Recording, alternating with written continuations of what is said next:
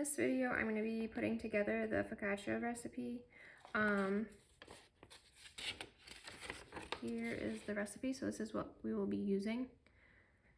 So you're going to need water, flour, salt, yeast, starter, and olive oil. So I'm going to start with 370 grams of flour, which I've already measured out here. I'm going to add to that 300 grams of filtered water.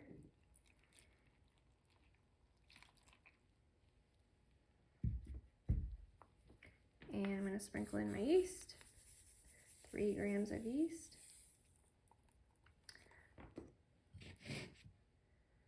And I'm going to add in my starter, 50 grams of starter. If you want a more intense sour flavor, you can add in more starter and take out some more water and flour. But I think 50 grams and the overnight ferment gives a pretty good flavor.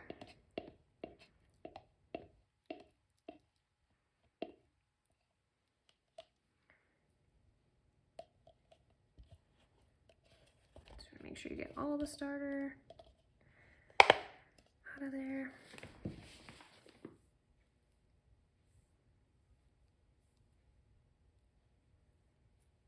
I like to use room temperature water, especially when I'm using yeast. You don't want your yeast to be too hot, or your water to be too hot, or it'll cook your yeast.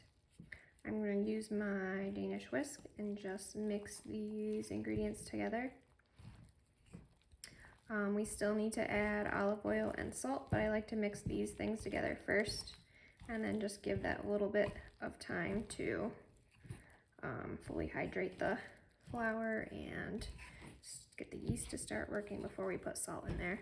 The salt sometimes inhibits the fermentation, so I always give it a little bit of time, usually like 15-20 minutes.